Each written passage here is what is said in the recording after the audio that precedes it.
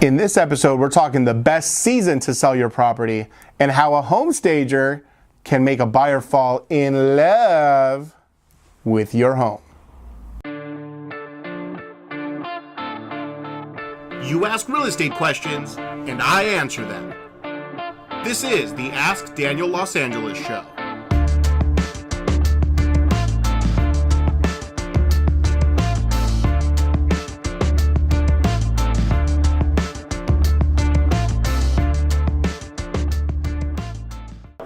Hey everybody, welcome to episode number 9 of the Ask Daniel Los Angeles Show. Let's get started. Steve asks, is it better to stage a house before putting it on the market? Does staging even work? Thank you, Daniel Los Angeles. Hey Steve, staging. Homeowners, they don't like that word because they just think money, right? They think it's a waste of time and that it's not worth it. Well, I personally think that it's a great idea. And the reason why is because if you have a vacant property, a buyer walks in and they walk into the room and they're kind of lost, right? They don't know what to do, what to think. They have no vision, no imagination. That's the problem. And if you have a stager come in and they set everything up perfectly where everything should go, the buyer comes in and they instantly see, oh, this place is great. I love it. Oh yeah, I can put my couch here. That's where the TV goes. It's perfect. And they fall in love with the property. That's the difference. It's the love part that a stager can bring to a property. So I think it's important. The problem is that it's expensive. So if you want to stage like a living room and a bedroom, it's like $4,000, right? Because the stager is letting you borrow their furniture for 6 months. And it is pricey, but if you can swallow that pill, I think it's a great investment. Emily asks, the property appraisal came in, and it wasn't good. They valued my house $50,000 less than what I'm trying to sell it for. What happens now, Daniel Los Angeles? Hey, Emily, you're right. That's not good. If an appraisal comes in $50,000 less than the price that you two negotiated, that's never a good situation. So I'm going to tell you about 4 options that you got. Option 1, the buyer comes up with $50,000 more to meet you at that price that you already negotiated. That usually doesn't happen. You can bring your price down $50,000 to meet the appraised value.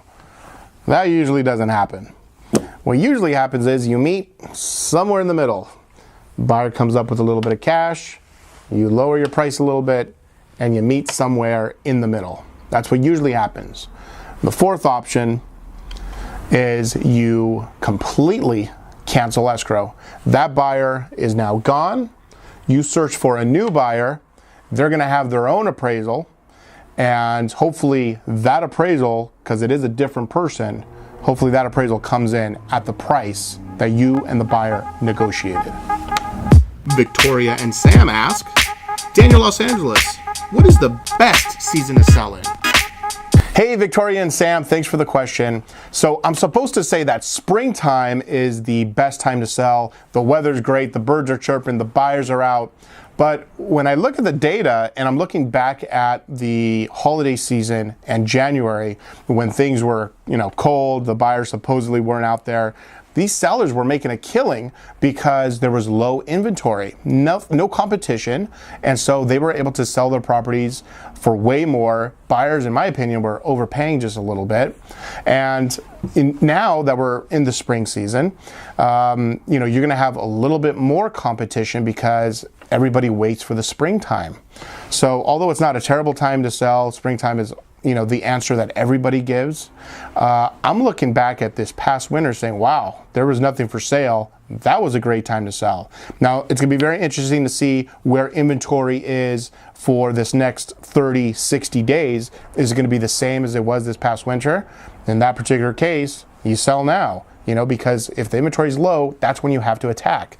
But typically, spring's the best time to sell, but this winter wasn't that bad. Sophia asks, hey Daniel Los Angeles, I want to get into the real estate market, but I haven't been able to come up with a 20% down payment. Is there a way to purchase my first home without putting 20% down? Sophia, great question. There are ways that you can get into a property less than 20% down. Let me start from the bottom.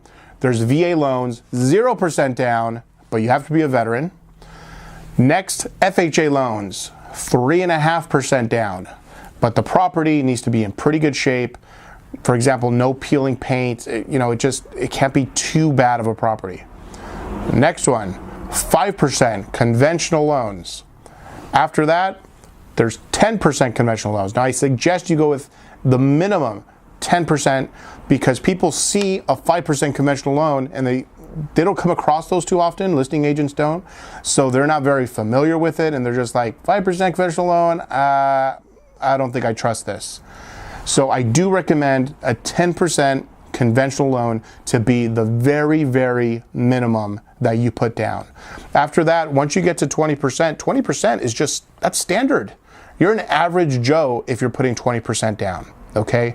So that's your competition. After that, you're running into all cash buyers and things like that. So you can get into a property with less than 20% down, but I would not recommend going less than 10%.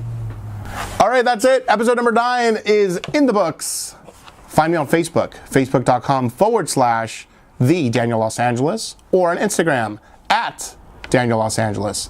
You keep asking those real estate questions, and I'll keep answering them.